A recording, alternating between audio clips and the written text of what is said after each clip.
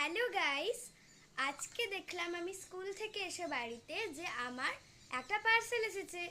পার্সেলের ভিতরে কি ছিল তোমাদেরকে দেখাবো। এই দেখো, এই কিউট ওয়াটার বটল। অ্যাকচুয়ালি আমার যে পুরনো ওয়াটার বটলটা পড়ে ভেঙে গিয়েছিল, তাই আমাকে আমার মা একটা নিউ ওয়াটার বটল কিনে দিয়েছে। দেখো, এটা কিন্তু পুরোটাই ট্রান্সপারেন্ট। চলো এটাকে এবার দেখা যাক এটার সিস্টেমটা কেমন। তো এর সামনে একটা কিউট লক আছে, এটা সেফটির জন্য, যাতে এমনি পড়ে না যায়। তো ওপেন হয়ে গেল। আর এই যে স্ট্র, তো এটাকে এখন আমি বন্ধ করে দিই। আর এটাকে এক্সট্রা লক।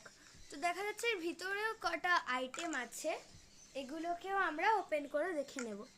তো আগে আমি এটাকে এরকম নর্মালি যেমন বটলকে আমরা ওপেন করি তেমনি ওপেন করলাম। তো দেখো, এখানে দিয়েছে এর স্ট্র, যেইটাকে আমাদেরকে এইখানে ইনসার্ট করতে হবে। আমি ইনসার্ট করে দিলাম। এভাবে আমি এটাকে এর ভিতরে ঢুকিয়ে দেব। এরপরে আরও কটা জিনিস আছে এতে, এগুলোকেও, এটা ফ্লেক্সিবল একটু। এটা পার্পল কালারের, এর একটা ব্যান্ড দিয়েছে, যেটাকে আমরা এখানে জয়েন করে দেব।